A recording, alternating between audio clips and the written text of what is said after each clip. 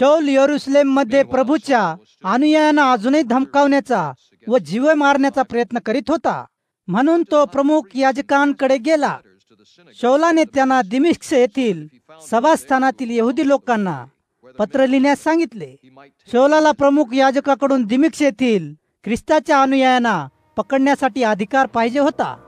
जर त्याला तेथे कोणी विश्वासणारा, मग तो पुरुष असो अथवा स्त्री, सापडले असते तर त्याने त्यांना अटक करून यरूशलेमला आणले असते. मग शौल दमिश्काला गेला. जेव्हा तो शहराजवळ आला तेव्हा एकाएकी आकाशातून फारच प्रखर प्रकाश त्याच्या भोवती चमकला. शौल जमिनीवर पडला. एक वाणी त्याच्याशी बोलताना त्याने ऐकली, शौला, शौला, तू माझा छळ का करतोस? शौल म्हणाला, प्रभू, तू कोण आहेस? ती वाणी म्हणाली, मी येशू आहे, ज्याचा तू छळ करीत आहेस. तो मीच आहे. आता उठ आणि नगरात जा. तुला काय करायचे आहे हे तुला तेथे कोणीतरी सांगेल. जी माणसे शौलाबरोबर प्रवास करीत होती ती तेथे स्तब्ध उभी राहिली. त्या लोकांनी आवाज ऐकला, पण त्यांना कोणी दिसले नाही.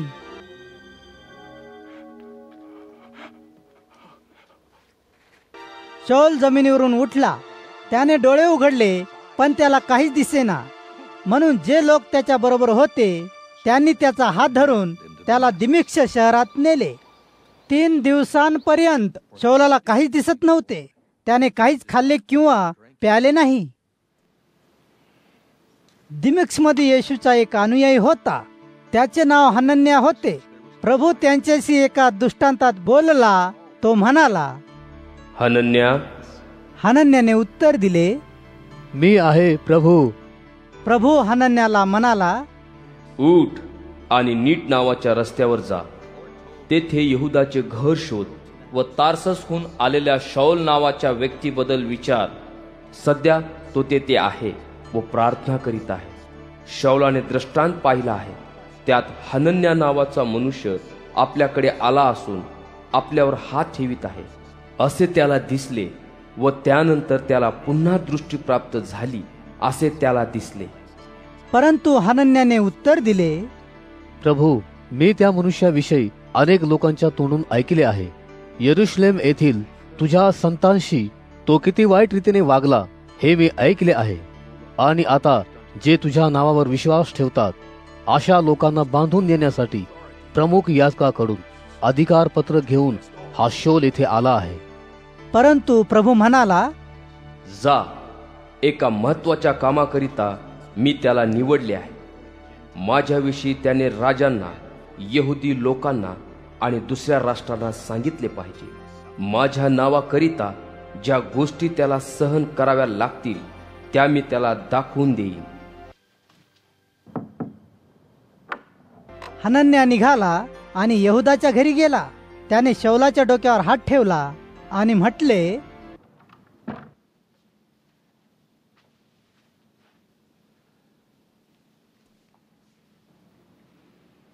शौला, माझ्या बंधू प्रभू येशूने मला पाठविले. ज्याने तुला इकडे येत असता रस्त्यावर दर्शन दिले त्यानेच मला तुझ्याकडे पाठविले. येशूने मला पाठविले यासाठी की तुला पुन्हा पाहता यावे व पवित्र आत्म्याने तू भरला जावास.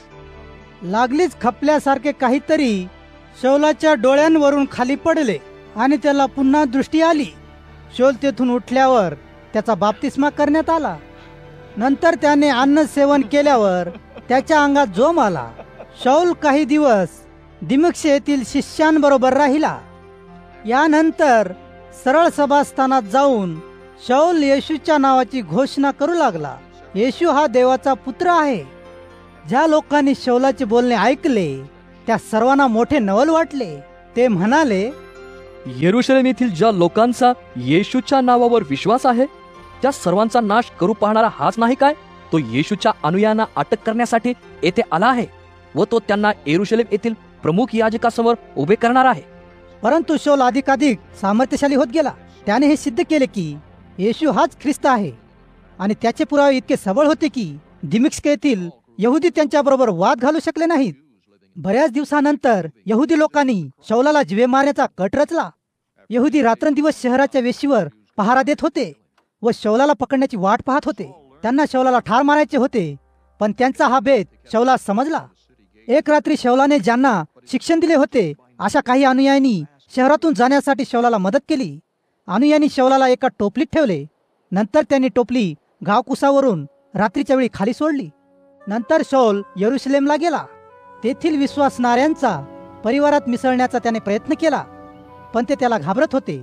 त्यांचा विश्वासच बसत नव्हता की शौल खरोखरच येशूचा शिष्य झाला आहे. परंतु बर्नबाने शौलाचा स्वीकार केला व त्याला घेऊन प्रेषितांकडे गेला. बर्नबाने सांगितले की शौलाने येशूला दिमिस्कच्या रस्त्यावर पाहिले आहे. येशू त्यांच्याशी कसा बोलला हेही त्याने सविस्तरपणे सांगितले. मग त्याने प्रेषितांना सांगितले की येशूविषयीची सुवार्ता शौलाने मोठ्या धैर्याने व दिमिक्ष येथील लोकांना सांगितली. मग शौल अनुयायांसह तेथे राहिला.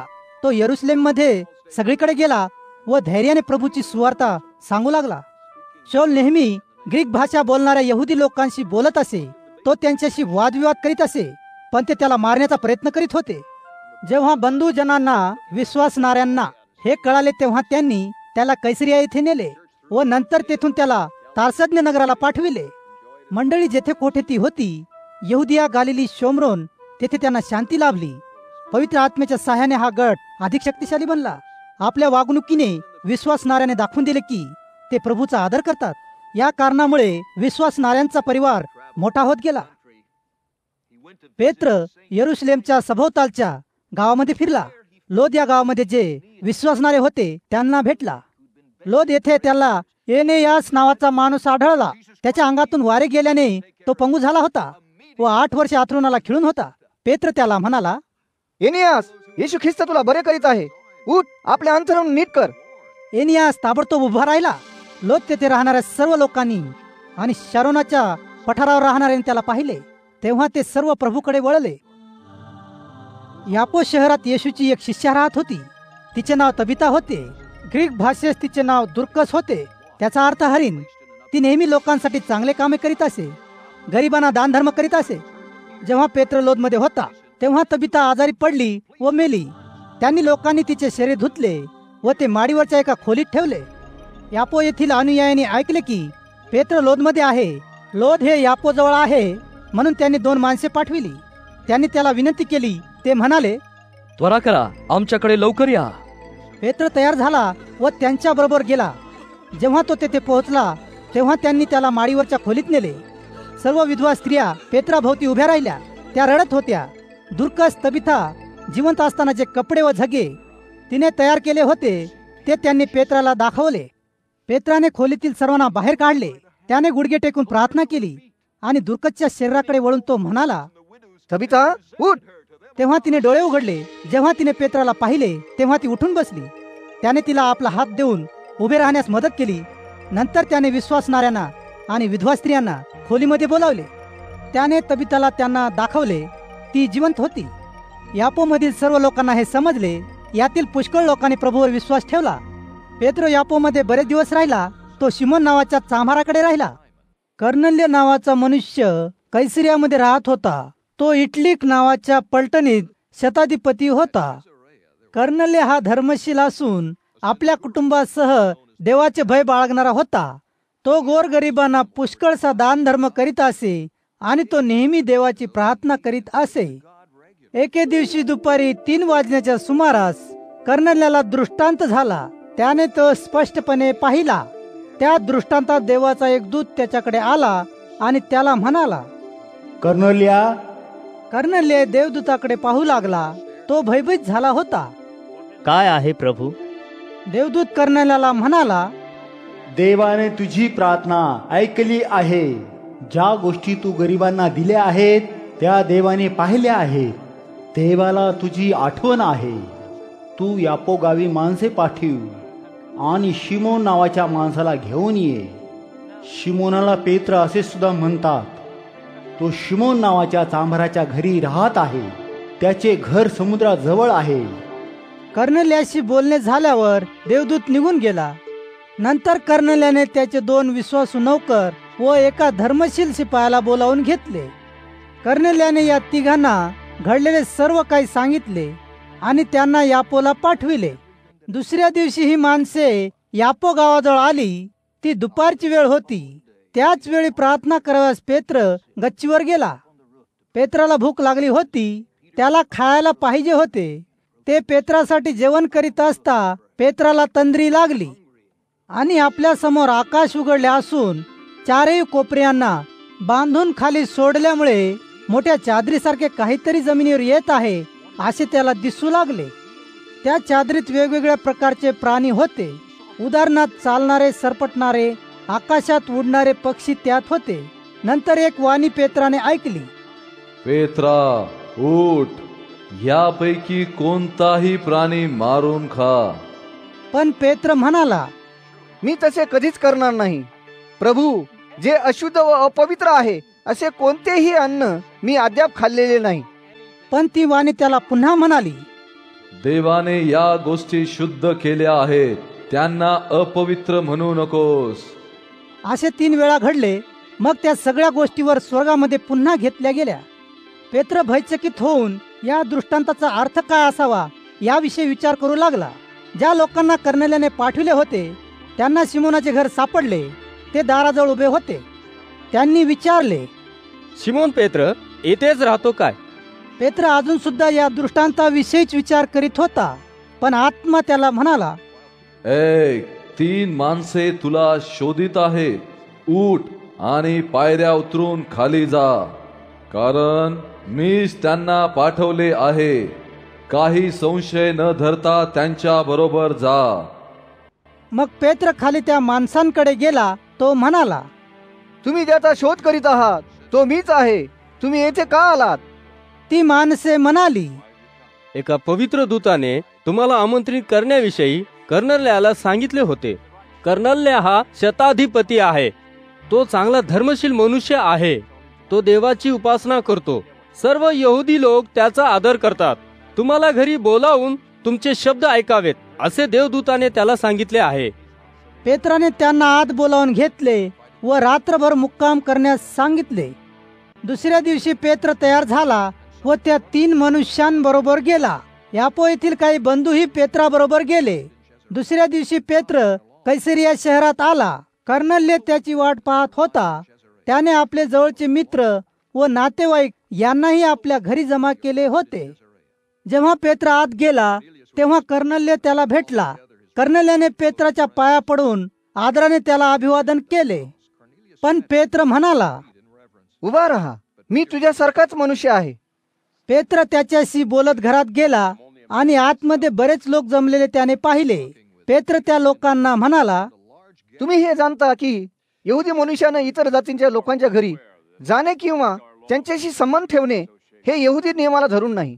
पण देवाने मला दाखविले आहे की मी इतर मनुष्य मात्राला अशुद्ध किंवा अपवित्र मानू नये. याच कारणासाठी जेव्हा हे लोक मला बोलवण्यास आले तेव्हा मी त्यांच्याशी वाद घातला नाही. आता कृपा करून मला सांगा, तुम्ही मला येथे का बोलाविले? कर्नेलिय म्हणाला, 4 दिवसांपूर्वी माझ्या घरामध्ये मी प्रार्थना करीत होतो. बरोबर याच वेळेला म्हणजे दुपारचे 3 वाजता मी प्रार्थना करीत होतो. अचानक एक मनुष्य माझ्या समोर उभा राहिला. त्याने लखलखीत चमकदार कपडे घातले होते. तो मनुष्य म्हणाला, कर्नेलिया, देवाने तुझी प्रार्थना ऐकली आहे. गरीब लोकांना ज्या वस्तू तू दिल्या आहेत ते देवाने पाहिले आहे. देव तुझी आठवण करतो. म्हणून यापो या शहरी काही माणसे पाठव व शिमोन पेत्राला बोलावून घे. पेत्र हा शिमोन चांभाराच्या घरी राहत आहे आणि त्याचे घर समुद्राच्या जवळ आहे. तेव्हा मी लागलीच तुम्हाला निरोप पाठविला. तुम्ही येथे आलात ही तुमची मोठी कृपा आहे. तेव्हा आम्हाला जे काही सांगण्याची आज्ञा प्रभूने तुम्हाला दिली आहे ते ऐकण्यासाठी आम्ही सर्व आता इथे देवासमोर जमलेले आहोत. पेत्राने बोलायला सुरुवात केली, मला आता हे खरोखर समजले आहे की देवाला प्रत्येक मनुष्य सारखाच आहे. जो कोणी त्याची भक्ती करतो आणि योग्य ते करतो त्याला देव स्वीकारतो. व्यक्ती कोणत्या देशाची आहे हे महत्वाचे नाही. देव यहुदी लोकांशी बोलला. देवाने त्यांना सुवार्ता पाठविली की येशू ख्रिस्ताद्वारे शांती जगात आली आहे. येशू सर्वांचा प्रभू आहे. सगळ्या यहुदा प्रांतात काय घडले हे तुम्हा सर्वांना माहीत आहे. त्याची सुरुवात योहानाने लोकांना बाप्तिस्माविषयी गालिलात जो संदेश दिला त्याने झाली. नासरेतच्या येशूविषयी तुम्हाला माहिती आहे. देवाने त्याला पवित्र आत्मा व सामर्थ्य देऊन ख्रिस्त बनविले. येशू सगळीकडे लोकांच्यासाठी चांगल्या गोष्टी करीत गेला. जे लोक दुष्ट आत्म्याने पछाडले होते त्यांना येशूने बरे केले. त्यामुळे देव येशू बरोबर आहे हे दिसून आले. येशूने संपूर्ण यहुदी प्रांतात आणि यरुशलेमात जे जे केले त्या सर्व गोष्टी आम्ही पाहिल्या आणि आम्ही त्याचे साक्षीदार आहोत. पण येशूला मारण्यात आले. लाकडाच्या वधस्तंभावर त्यांनी त्याला खिळले. परंतु देवाने तिसऱ्या दिवशी त्याला जिवंत केले. देवाने येशूला लोकांना स्पष्ट पाहू दिले. परंतु सर्वच माणसांनी येशूला पाहिले नाही. देवाने त्यांना अगोदर साक्षीदार म्हणून निवडले होते. त्यांनीच त्याला पाहिले. ते साक्षीदार आम्ही आहोत. येशू मरणातून उठविला गेल्यानंतर आम्ही त्याच्याबरोबर अन्न पाणी सेवन केले. येशूने आम्हाला लोकांना उपदेश करायला सांगितले. जिवंताचा आणि मेलेल्यांचा न्याय करण्यासाठी देवाने त्याला आपल्याला आहे हे सांगण्यासाठी त्याने आम्हाला आज्ञा केली. जो कोणी येशूवर विश्वास ठेवतो त्याला क्षमा केली जाईल. येशूच्या नावामध्ये देव त्या व्यक्तीच्या पापांची क्षमा करील. सर्व संदेष्टे हे खरे आहेत असे म्हणतात. पेत्र हे बोलत असतानाच त्याचे बोलणे ऐकत बसलेल्या सर्व लोकांवर पवित्र आत्मा आला. यहुदी विश्वासणारे जे पेत्राबरोबर आले होते ते चकित झाले. यहुदी नसलेल्या लोकांवर सुद्धा पवित्र आत्मा ओतला गेला. यामुळे ते चकित झाले आणि यहुदी नसलेल्या लोकांना निरनिराळ्या भाषा बोलताना आणि देवाची स्तुती करताना यहुदी लोकांनी पाहिले.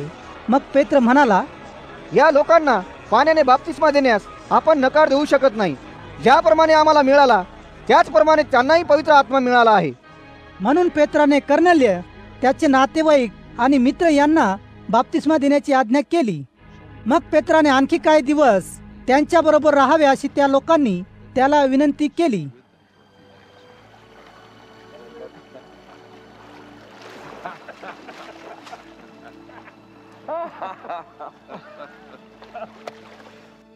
यहुदी नसलेल्या लोकांनी सुद्धा देवाच्या वचनाचा स्वीकार केला आहे हे यहुदा प्रांतातील प्रेषितांनी व बंधूंनी ऐकले.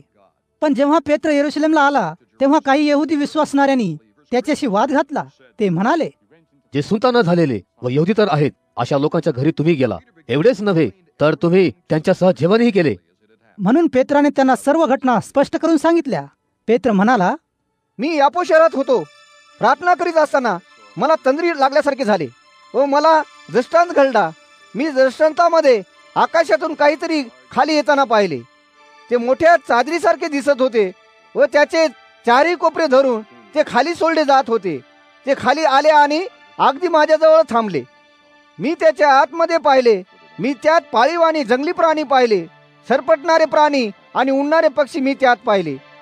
एक वाणी माझ्याशी बोलताना मी ऐकली, पेत्रा उठ, यातील कोणताही प्राणी मार व खा. पण मी म्हणालो, प्रभू मी असे कधी करणार नाही. मी अपवित्र किंवा अशुद्ध असे कधीच खाल्ले नाही. आकाशातून त्या वाणीने पुन्हा उत्तर दिले, देवाने या गोष्टी शुद्ध केल्या आहेत, त्यांना तू अपवित्र म्हणू नकोस. असे 3 वेळा घडले. मग ते सर्व पुन्हा वर आकाशात घेतले गेले. तेवढ्या 3 माणसे मी ज्या घरामध्ये राहत होतो तेथे आली. कैसरिया शहरातून या 3 माणसांना माझ्याकडे पाठविण्यात आले होते. आत्म्याने मला कोणत्याही प्रकारचा संशय न धरिता त्यांच्या बरोबर जाण्यास सांगितले. हे 6 बंधू विश्वासणारे जे येथे आहेत तेही माझ्या बरोबर होते. आम्ही कर्नेल्याच्या घरी गेलो. कर्नेल्याने आपल्या घरात देवदूत उभा असलेला कसा दिसला हे आम्हास सांगितले. देवदूत कर्नेल्याला म्हणाला, काही माणसे यापस पाठव. शिमोन पेत्राला बोलावून घे. तो तुझ्याशी बोलेल. तो ज्या गोष्टी तुला सांगेल त्यामुळे तुझे व तुझ्या कुटुंबाचे तारण होईल. त्यानंतर मी माझ्या भाषणाला सुरुवात केली. सुरुवातीला ज्याप्रमाणे पवित्र आत्मा आपल्यावर आला तसाच तो त्यांच्यावरही आला. तेव्हा मला प्रभूचे शब्द आठवले. प्रभू म्हणाला होता, योहान लोकांचा बाप्तिस्मा पाण्याने करीत असे, पण तुमचा बाप्तिस्मा पवित्र आत्म्याने होईल. आपण येशू ख्रिस्तावर विश्वास ठेवला तेव्हा जसे आपणा तसे त्यासही देवाने सारखेच दान दिले. मग देवाचे काम मी कसा थांबवू शकत होतो? जेव्हा यहुदी विश्वासणाऱ्यांनी या गोष्टी ऐकल्या तेव्हा त्यांनी आपले म्हणणे थांबविले.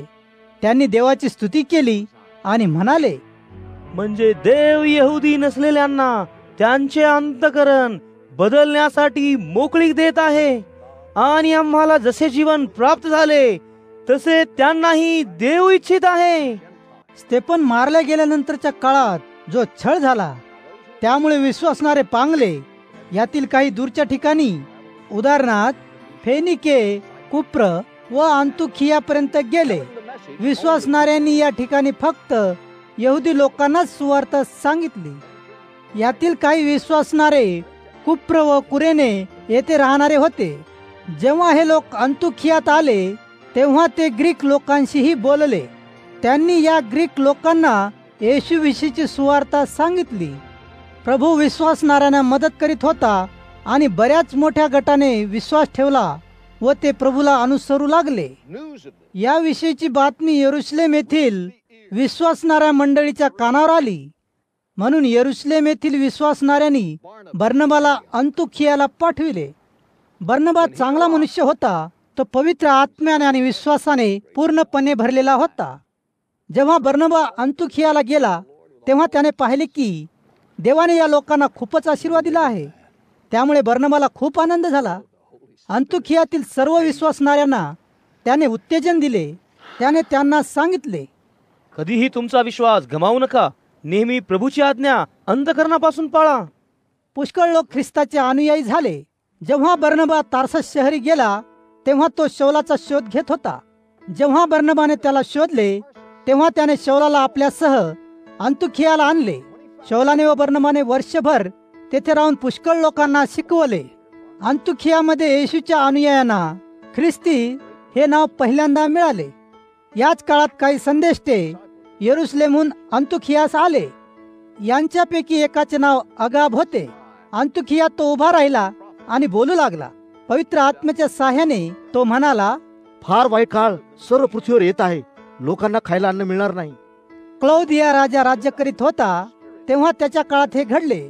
विश्वासणाऱ्यांनी ठरविले की यहुदिया येथील आपल्या बंधू व भगिनींना जास्तीत जास्त मदत पाठवण्याचा प्रयत्न करावा. प्रत्येक विश्वासणाऱ्याने जास्तीत जास्त मदत पाठवण्याचे ठरविले. त्यांनी पैसे गोळा करून बर्नबा व शाऊल यांच्याकडे दिले. मग बर्नबा व शाऊल यांनी ते पैसे यहुदियातील वडील जनांकडे आणले. त्याच काळात हेरोद राजा मंडळीतील काही विशिष्ट विश्वासणाऱ्यांचा छळ करू लागला. हेरोदाने याकोबाला तलवारीने मारण्याची आज्ञा केली. याकोब हा योहानाचा भाऊ होता.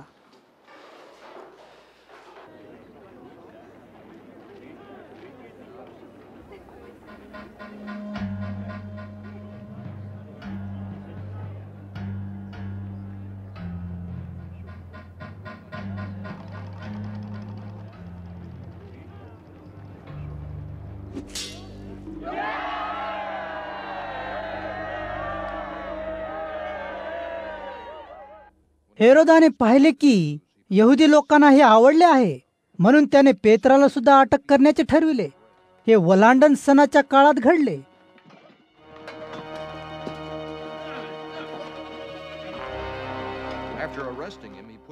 हेरोदाने पेत्राला अटक करून तुरुंगात टाकले. 16 शिपाई पेत्राभोवती पहारा देत होते. हेरोदाला वलांडन होईपर्यंत थांबायचे होते. मग त्याने पेत्राला लोकांसमोर आणण्याची योजना केली. म्हणून पेत्राला तुरुंगात ठेवण्यात आले. पण मंडळी सातत्याने पेत्रासाठी देवाकडे प्रार्थना करीत होती. पेत्र 2 शिपायांच्या मध्ये झोपला होता. त्याला साखळ्याने बांधले होते. तुरुंगाच्या दाराजवळ आणखी काही शिपाई पहारा देत होते. ती रात्रीची वेळ होती व हेरोदाने असा विचार केला की दुसऱ्या दिवशी पेत्राला लोकांसमोर आणावे. अचानक देवाचा दूत तेथे उभा राहिला. तुरुंगाच्या खोलीत एकदम प्रकाश पडला. देवदूताने पेत्राच्या कुशीला स्पर्श करून त्याला उठविले. देवदूत म्हणाला, लवकर उठ. तेव्हा पेत्राच्या हातातील साखळ्या गळून पडल्या. देवदूत पेत्राला म्हणाला, कपडे घाल व तुझ्या वाहना घाल. मग पेत्राने कपडे घातले. मग देवदूत म्हणाला,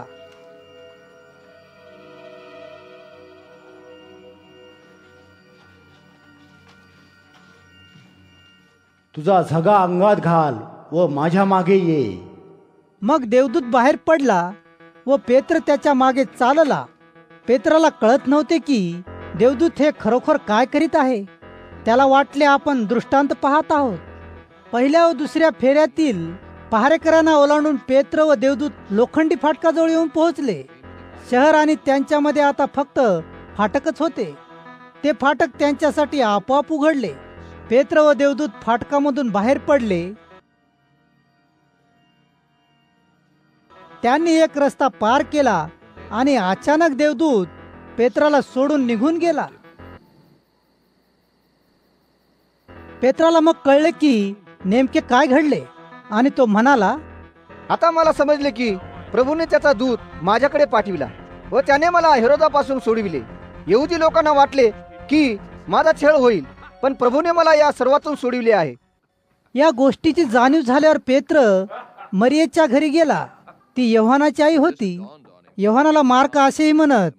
पुष्कळ लोक त्या ठिकाणी जमले होते. ते सर्व प्रार्थना करीत होते.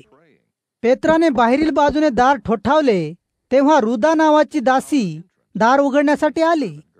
तिने पेत्राचा आवाज लगेच ओळखला आणि ती खूप आनंदित झाली.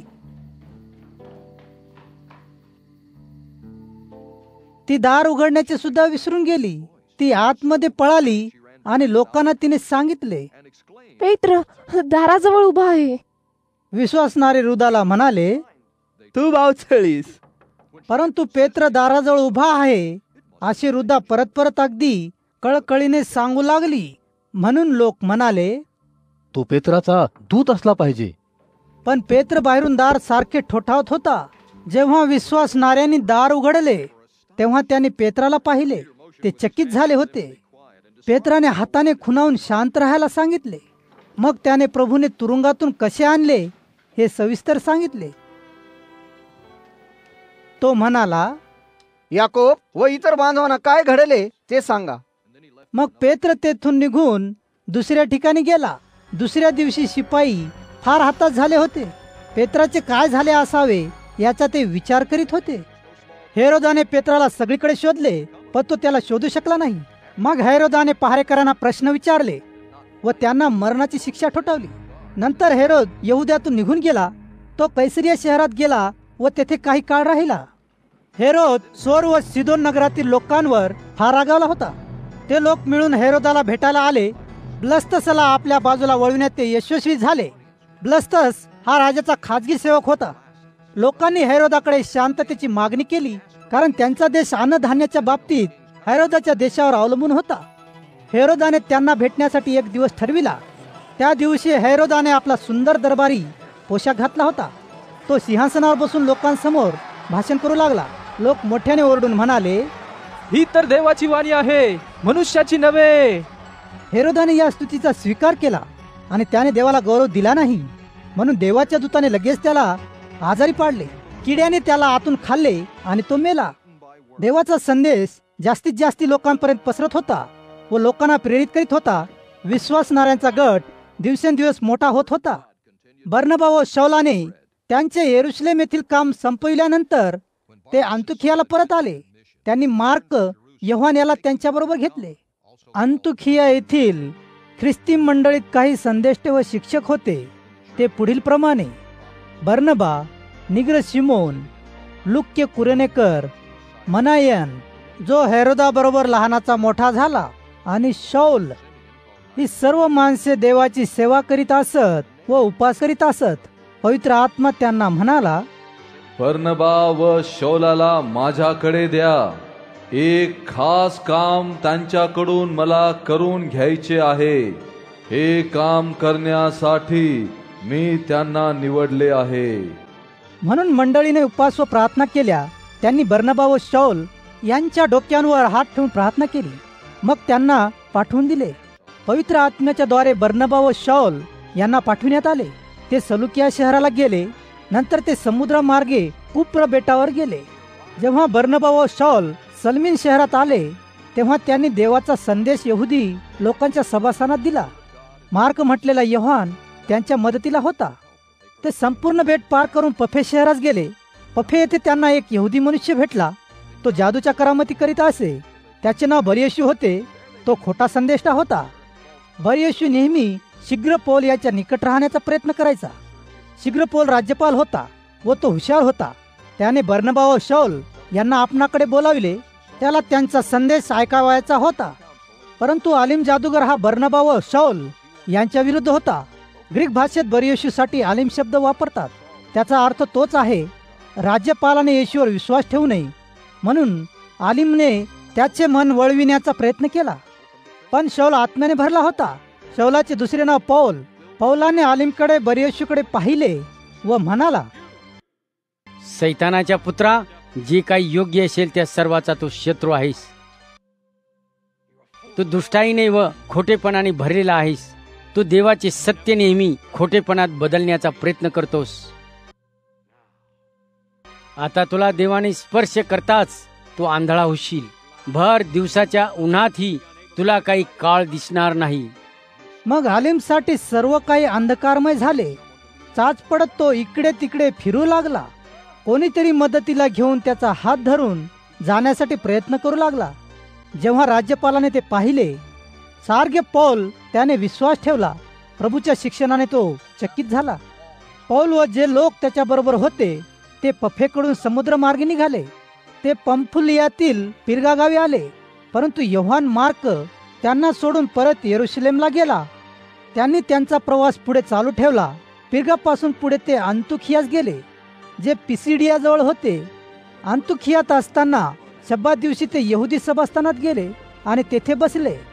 पवित्र शास्त्रातील नियमशास्त्र आणि संदेष्ट्यांच्या लिखाणाचे वाचन झाले.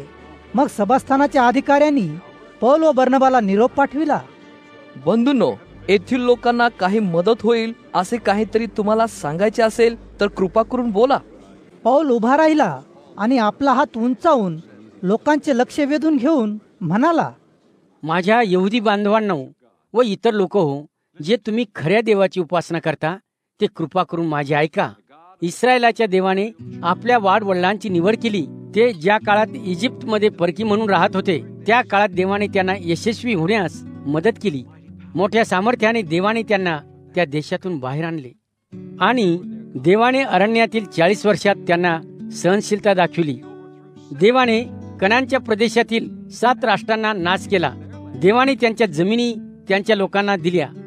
हे सर्व साधारणपणे 450 वर्षात घडले. त्यानंतर देवाने आपल्या लोकांना शास्त्रे नेते दिले, ते शमूएल संदेष्ट्याच्या काळापर्यंत. मग लोकांनी राजाची मागणी केली. देवाने त्यांना किशयाचा पुत्र शौल याला दिले. शौल हा बन्यामिनाच्या वंशातील होता. तो 40 वर्षेपर्यंत राजा होता. नंतर देवाने शौलाला काढून टाकले. देवाने दाविदाला त्यांचा राजा केले. दाविदाविषयी देव असे बोलला, दावीद इशायाचा पुत्र हा मला आवडला. मला ज्या गोष्टी पाहिजेत त्या सर्व तो करील. याच दाविदाच्या वंशजातून देवाने इस्रायल लोकांचा तारणारा आणला. तो वंशज येशू आहे. देवाने हे करण्याचे अभिवचन दिले होते. येशू येण्यापूर्वी सर्व यहुदी लोकांना योहानाने उपदेश केला. त्यांच्या अंतकरणात बदल व्हावा म्हणून योहानाने लोकांना सांगितले की त्यांनी बाप्तिस्मा घेतला पाहिजे. जेव्हा योहान आपले काम संपवत होता तेव्हा तो म्हणाला, मी कोण आहे असे तुम्हाला वाटते? मी ख्रिस्त नाही, तो नंतर येत आहे. त्याच्या वाहनांचे बंद सोडण्याची सुद्धा माझी लायकी नाही. माझ्या बंधूंनो, अब्राहमाच्या कुटुंबातील पुत्रांनो आणि तुम्ही यहुदी नसलेले पण खऱ्या देवाची उपासना करणारे, ऐका. या तारणाची बातमी आम्हाला सांगितली गेली. जे येरुशलेम मध्ये राहतात ते यहुदी व यहुदी पुढारी यांना जाणीव झाली नाही की येशू हा तारणारा होता.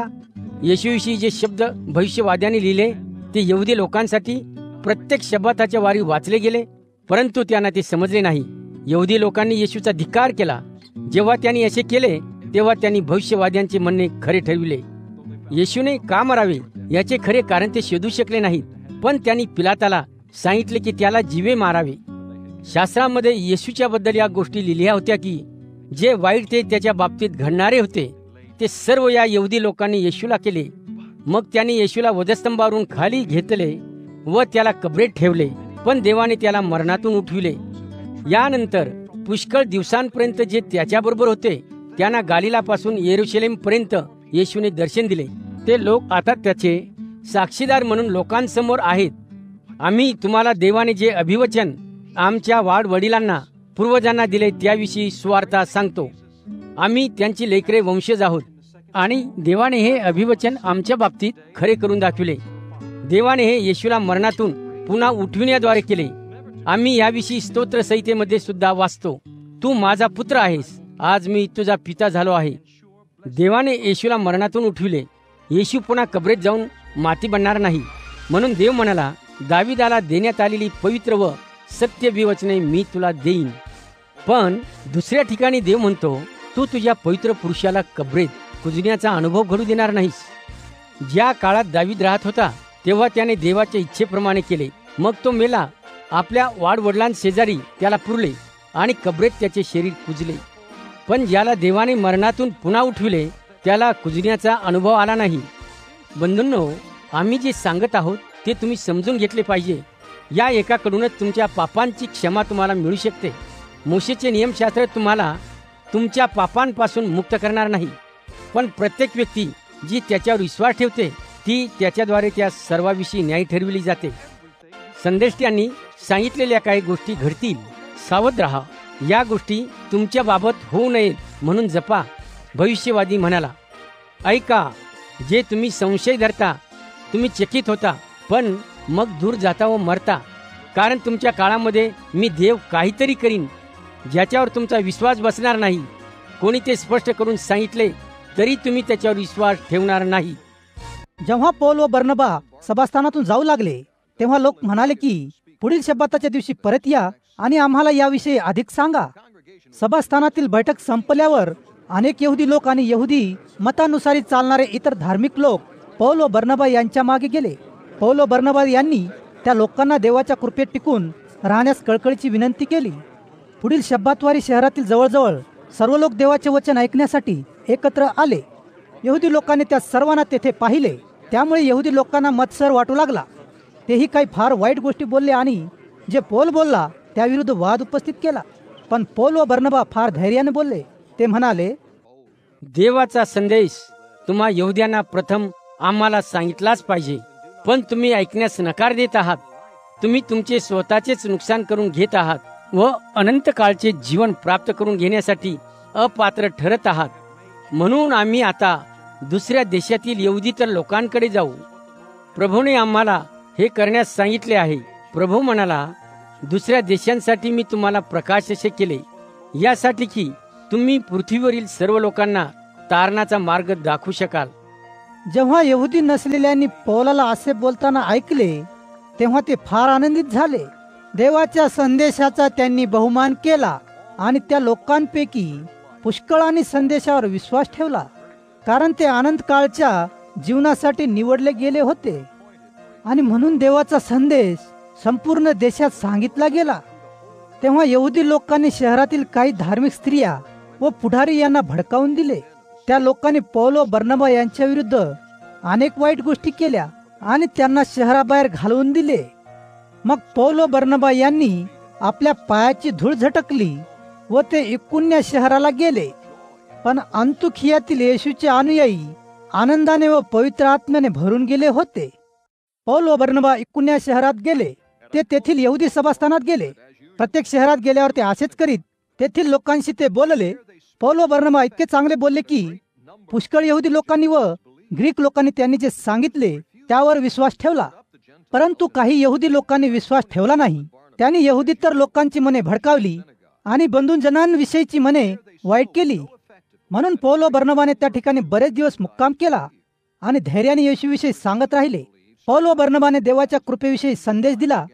देवाने त्यांना पौल व बर्नबाला चमत्कार व अद्भुत कृत्य करण्यास मदत करून ते जे काही सांगत होते ते खरे ठरविले. परंतु शहरातील काही लोकांना यहुदी लोकांची मते पटली. दुसऱ्या लोकांना पौल व बर्नबाचे म्हणणे पटले. त्यांनी विश्वास ठेवला. त्यामुळे शहरात दोन गट पडले. काही यहुदी लोक व त्यांचे पुढारी यांनी पौल व बर्नबाला बांधले व इजा करण्याचा प्रयत्न केला. त्यांना पौल व बर्नबा यांना दगडमार करून मारावयाचे होते.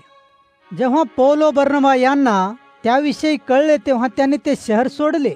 ते लुस्त्र व दर्बे या लुकवनियेच्या नगरात गेले आणि त्या शहरांच्या सभोवतालच्या परिसरात गेले. त्या ठिकाणी सुद्धा त्यांनी सुवार्ता सांगितली. लुस्त्र येथे एक मनुष्य होता. त्याचे पाय आदू होते. तो जन्मताच पांगळा जन्मला होता व कधी चालला नव्हता. पौल भाषण करीत असताना हा मनुष्य ऐकत होता. पौलाने त्याच्याकडे पाहिले. पौलाने पाहिले की देव त्याला बरे करील.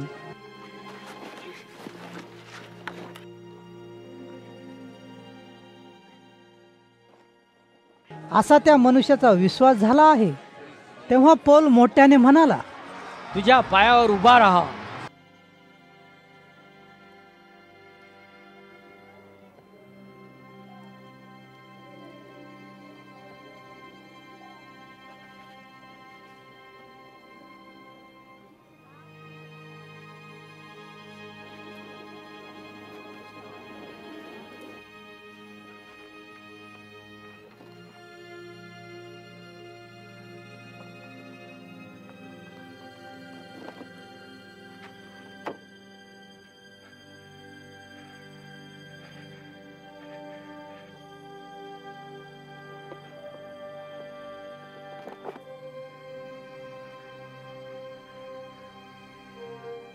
तेव्हा त्या मनुष्याने उंच उडी मारली आणि चालू लागला.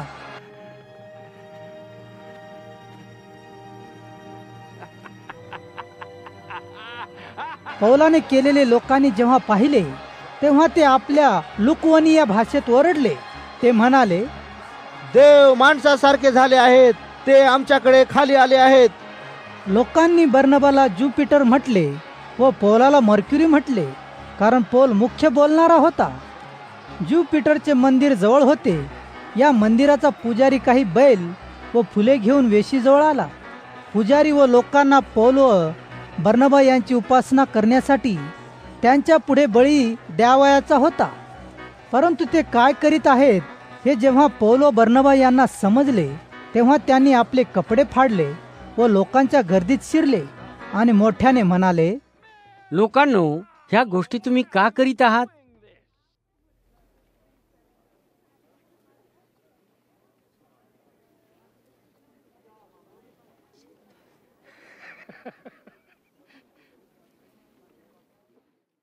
आम्ही देव नाही,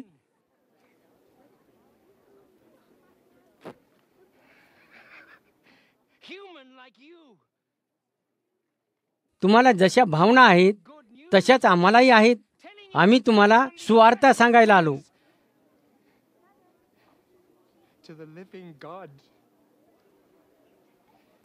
आम्ही तुम्हाला हे सांगत आहोत की या व्यर्थ गोष्टींपासून तुम्ही तुमचे मन वळवावे, खऱ्या जिवंत देवाकडे आपले मन लावावे. त्यानेच आकाश, पृथ्वी, समुद्र व जे काही आहे ते निर्माण केले.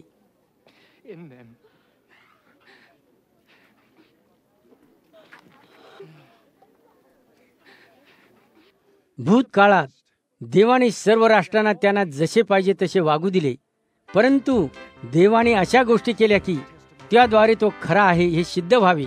तो तुमच्यासाठी चांगल्या गोष्टी करतो. तो तुम्हाला आकाशातून पाऊस देतो. योग्य वेळी तो तुम्हाला चांगले पीक देतो. तो तुम्हाला भरपूर अन्न देतो व तो तुमची अंतःकरणे आनंदाने भरतो. पौल व बर्नबाने ह्या गोष्टी लोकांना सांगितल्या व मोठ्या प्रयासाने आपणास यज्ञ अर्पिण्यापासून त्यांना परावृत्त केले. नंतर अंतुखिया व इकुन्या येथील काही यहुदी लोक तेथे आले. त्यांनी लोकसमुदायाची मने आपल्या बाजूस वळविली आणि पौलाला दगडमार केला.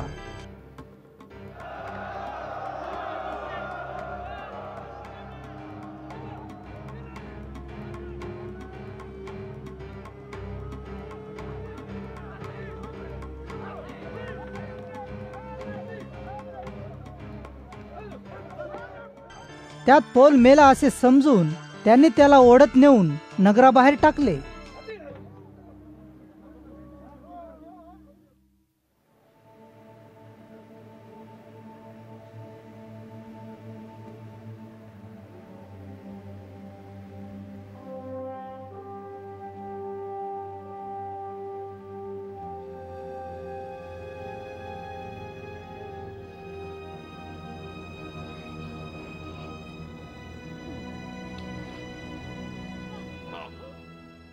येशूचे शिष्य पौलाभोवती जमा झाले. मग पौल उठून परत शहरात गेला व दुसऱ्या दिवशी ते दोघे दरबेला गेले आणि त्या नगरात त्यांनी सुवार्ता सांगून अनेक लोकांना शिष्य केले.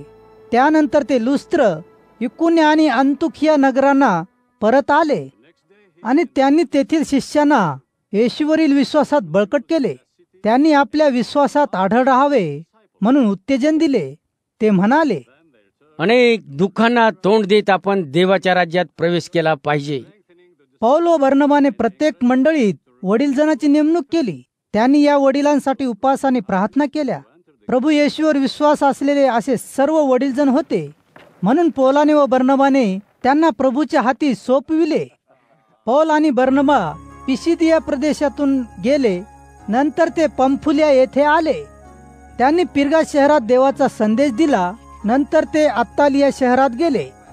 नंतर तेथून पुढे पौल व बर्नबा सिरिया येथील अंतुखियात समुद्रामार्गे गेले. जे काम त्यांनी पूर्ण केले होते त्याची सुरुवात त्यांनी अंतुखियापासूनच केली होती. जेव्हा ते तेथे पोहोचले तेव्हा त्यांनी मंडळीला एकत्र बोलाविले आणि देवाने त्यांच्या बाबतीत ज्या ज्या गोष्टी केल्या त्या त्यांना सांगितल्या. तसेच दुसऱ्या देशातील यहुदीतर लोकांमध्ये देवाने कसे दार उघडले ते सांगितले. नंतर ते शिष्यांबरोबर तेथे बरेच दिवस राहिले. मग काही माणसे यहुदिया प्रांतातून अंतुखियास आली. ती बंधुजनांना यहुदीतर शिक्षण देऊ लागली. तुमची सुनता झालेली नसेल तर तुमचे तारण होणार नाही. मोशेने आम्हाला हे करायला शिकविले. पौल व बर्नबा या शिक्षणाविरुद्ध होते. या विषयावर त्या लोकांशी पौलाने व बर्नबाने वाद घातला. म्हणून लोकांनी असे ठरवले की पौल, बर्नबा व इतर काही जणांना यरुशलेमला पाठवायचे. हे लोक त्या ठिकाणी प्रेषित व वडीलजनांशी या विषयावर अधिक बोलण्यासाठी गेले. मंडळीने त्यांना प्रवासास जाण्यासाठी मदत केली. हे लोक फेनिके व शोमरोन प्रांतातून जात असता यहुदीतर विदेशी लोक देवाकडे कसे वळले याविषयी सविस्तर हकीकत त्यांनी तेथील बंधू वर्गाला सांगितली. त्यामुळे ते फार आनंदित झाले. ते जेव्हा यरुशलेमला पोहोचले तेव्हा तेथील ख्रिस्ती मंडळी, प्रेषित आणि वडीलजन यांनी त्यांचे स्वागत केले.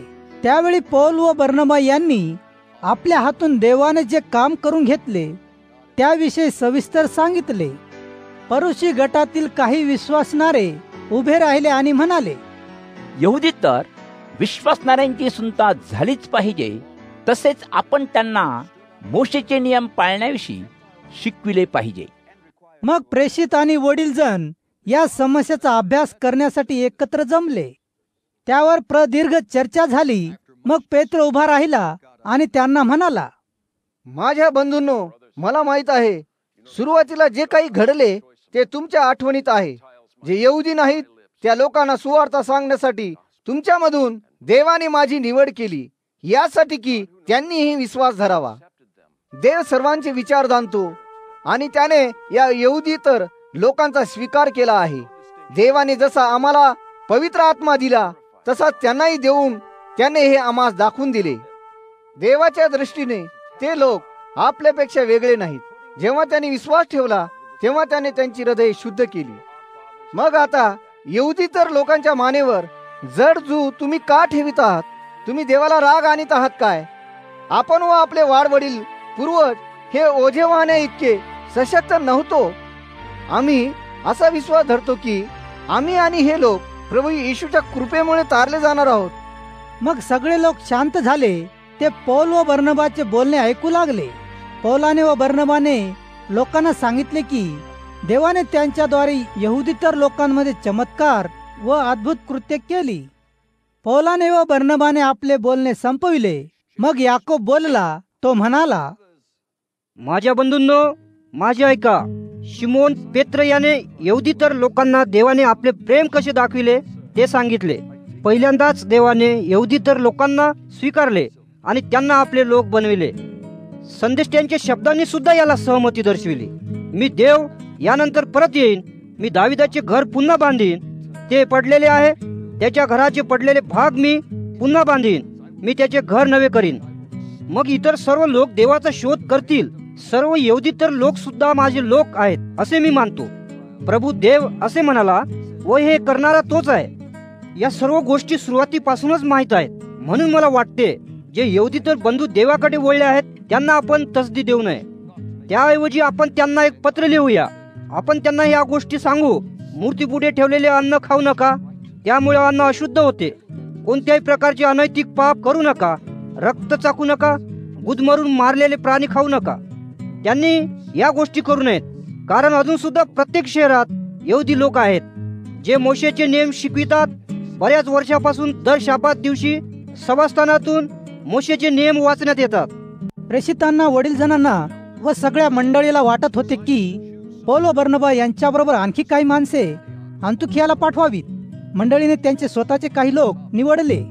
त्यांनी यहुदा, बर्सबा आणि सिला यांना निवडले. येरुशलेम मधील बंधुवर्गामध्ये या माणसांचा आदर केला जात असे. मंडळीने या लोकांबरोबर हे पत्र पाठविले. पत्रात असे लिहिले होते की प्रेषित, वडीलजन आणि तुमचे बंधुजन याचकडून अंतुखिया शहरातील तसेच सिरिया व किलकिया देशातील सर्व यहुदी नसलेल्या बांधवास, प्रिय बंधूंनो, आम्ही असे ऐकले की आमच्यातील काही लोक तुमच्याकडे आले. ज्या गोष्टी त्यांनी सांगितल्या त्यामुळे तुम्हाला त्रास झाला व तुम्ही हताश झालात, परंतु आम्ही त्यांना हे करण्यास सांगितले नाही. आम्ही सर्वांनी या गोष्टीला सहमती दर्शविली की काही लोकांची निवड करून त्यांना तुमच्याकडे पाठवावे. आमचे प्रिय मित्र पौल व बर्नबा यांचे हस्ते असतील. बर्नबा व पौल यांनी आपल्या प्रभू येशू ख्रिस्ताच्या सेवेसाठी आपले जीवन दिले आहे. म्हणून आम्ही यहुदा व सिला यांना त्यांच्याबरोबर पाठवत आहोत. ते सुद्धा तुम्हाला त्याच गोष्टी सांगतील. पवित्र आत्म्याला असे वाटते की तुमच्यावर आता अधिक ओझे असू नये आणि आम्हाला ते मान्य आहे. तुम्ही फक्त पुढील गोष्टी कराव्यात. कोणतेही अन्न जे मूर्तीला वाहिले आहे ते खाऊ नका. रक्त चाकू नका. गुदमरून मारलेले प्राणी खाऊ नका. कोणत्याही प्रकारचे अनैतिक पाप करू नका. जर तुम्ही या गोष्टीपासून दूर राहाल तर तुम्ही चांगले कराल. आता आम्ही तुमचा निरोप घेतो, कळावे. मग पौल, बर्नबा, यहुदा व सिला यांनी यरुशलेम सोडले. ते अंतुखियास गेले. अंतुखियात त्यांनी विश्वासणाऱ्यांना एकत्र केले आणि त्यांना ते पत्र दिले. जेव्हा त्यांनी ते पत्र वाचले ते आनंदित झाले. पत्राने त्यांचे समाधान झाले. यहुदा व सिला हे सुद्धा संदेष्टे होते. त्यांनी विश्वासणाऱ्या बंधूंना विश्वासात भक्कम करण्यासाठी पुष्कळ गोष्टी सांगितल्या. यहुदा व सिला काही काळ तेथे राहिल्यानंतर ते निघून गेले. बंधूकडून त्यांना शांतीचा आशीर्वाद मिळाला. ज्या यरुशलेम मधील बंधूंनी यहुदा व सिला यांना पाठवले होते त्यांच्याकडे ते परत गेले. पण पौल व बर्नबा अंतुखियातच राहिले. त्यांनी व इतर पुष्कळ लोकांनी सुवार्ता सांगितली आणि प्रभूचा संदेश लोकांना शिकविला. काही दिवसांनंतर पौलाने बर्नबाला सांगितले, आपण पुष्कळ गावात प्रभूचा संदेश दिला. आपण पुन्हा या गावामध्ये तेथील बंधू भगिनींना भेट देण्यासाठी आणि त्यांचे कसे काय चालले आहे हे पाहण्यासाठी जायला हवे. बर्नबाला त्यांच्या सोबत योहान मार्क यालाही घ्यायचे होते. पण ज्याने पंफुलिया येथे त्यांची साथ सोडली व आपले काम पूर्ण केले नाही त्याला आपल्यासोबत घेऊ नये असे पौलाचे म्हणणे होते. पौल आणि बर्नबा यांच्यात यावरून मोठा वाद झाला. ते विभक्त झाले व वेगळ्या मार्गाने गेले. बर्नबा योहानासह कुप्र येथे समुद्रामार्गे गेला. पौलाने सिलाला आपल्या सोबत नेण्यासाठी निवडले. अंतुखियातील बांधवांनी पौलाला देवाच्या कृपेवर सोपवले आणि मग त्यांना रवाना केले. पौल सिरिया व किलिकिया भागातील मंडळांना स्थैर्य देत गेला.